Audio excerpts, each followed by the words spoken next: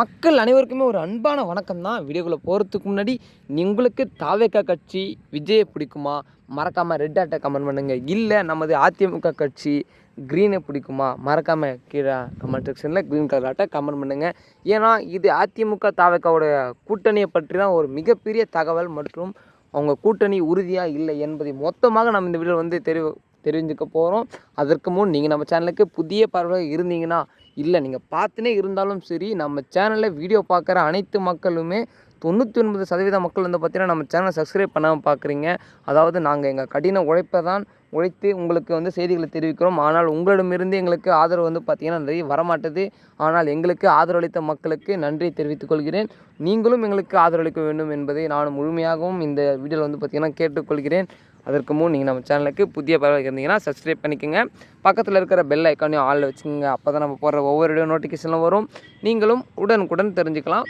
வாங்க மக்களே, வீடியோக்குள்ளே போகலாம். அதாவது அதிமுக தாவேகாவுடன் கூட்டணி உறுதிங்க. எப்படிடா சொல்கிறா அவங்க 2 பேரும் கூட்டணி உறுதினால்? கண்டிப்பாக அவர்கள் கூட்டணி வைத்தால் மட்டுமே வரும் 2026 சட்டமன்ற தேர்தலில் அவர்கள் வெல்ல முடியும். அதாவது முக்கியமாக நமது தாவேகா தலைவர் விஜயால் வெல்ல முடியும். என்னதான் அவர் தனித்து நின்றாலும் அவர்களுக்கு இளைஞர்கள் அணி சப்போர்ட் இருந்தாலுமே கூட நமது தமிழகத்தில் பார்த்திங்கன்னா திமுகவுக்கு எதிராக இன்று வரை அதிகமாக கருத்து கணிப்பு யாருக்கு வந்திருக்குங்கன்னா நமது அதிமுக மற்றும் திமுகவுக்கு வந்திருக்கு. அதில் குறிப்பாக நடுவில் தான் நம்ம தாவேகா இருக்கிறது.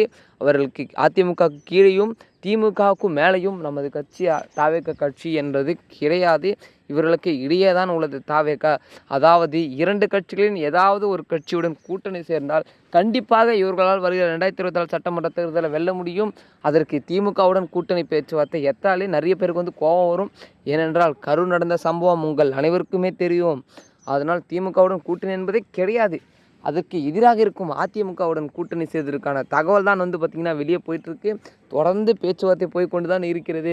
நமது தாவேகா தலைவர் விஜய் அவர்கள் தெளிவாக கூறிவிட்டார். முதல்வர் பதவி கொடுத்தால் எங்களால் உங்கள் கட்சியில் கூட்டணி வைத்துக் கொள்ள முடியும் அப்படின்னு தெளிவாக கேட்டார். ஒரே ஒரு சீட்டு அடித்தா ஒரே சீட்டு முதல்வர் பதவி தான் அடிப்பேன்னு சொல்லிட்டு நம்ம தலைவர் பார்த்திங்கன்னா அடிச்சிருக்காரு. ஏன்னு கேட்டிங்கன்னா அவர் கடைசி படம் ஜனநாயகம். இது உங்கள் அனைவருக்குமே தெரியும். அந்த படம் பிடிக்கணும்னா மறக்காமல் கீழே ரெட் கலர் ஆட்டை கமெண்ட் பண்ணுங்கள்.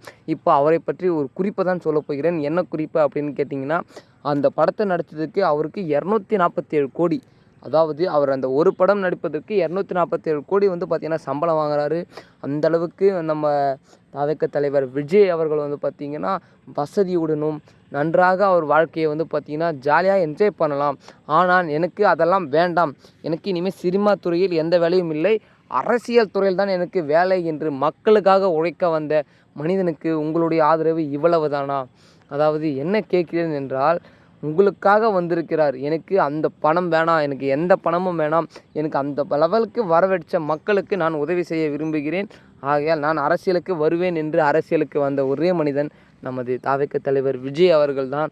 அவர்களுக்கு ஆதரவு பார்த்திங்கன்னா இப்போ எதிர்பார்த்து போயிட்டுருக்கு. அவர்கள் கட்சியிலிருந்து நிர்வாகிகள் திமுகவுக்கு தாவுறாங்க அப்படின்னு சில பேச்சுவார்த்தைகள் போய்கொண்டு இருக்கிறது. என்னதால் தாவேகாவிடம் தவறு இருந்தாலும் சரி, தாவேகா தலைவர் விஜய் அவர்கள் கடினமாக உழைத்து கொண்டு தான் இருக்கிறார். மக்களுக்கு உதவி செய்ய வேண்டும் என்ற ஒரே ஒரு எண்ணத்துடன் இதனை மக்கள் அனைவரும் மனதில் வைத்துக்கொண்டு அவருக்கு ஆதரவளித்து வருகிற 2026 சட்டமன்ற தேர்தலை வெல்ல உதவுவார்களா இல்லையா என்பதை பொறுத்திருந்து பார்க்கலாம் மக்களே. இது தொடர்பான அரசியல் செய்திகளை தினம் தெரிஞ்சுக்க மறக்காமல் நம்ம சேனல் சப்ஸ்கிரைப் பண்ணிக்கோங்க. ஓகே மக்களே, அடுத்த வீடியோவில் அடுத்த காணொலியில் புதிய செய்திகளுடன் சந்திக்கிறேன். அத்துடன் உங்களிடம் விடைபெறுகிறேன். நன்றி, வணக்கம். மறக்காமல் சப்ஸ்கிரைப் பண்ணிக்கோங்க.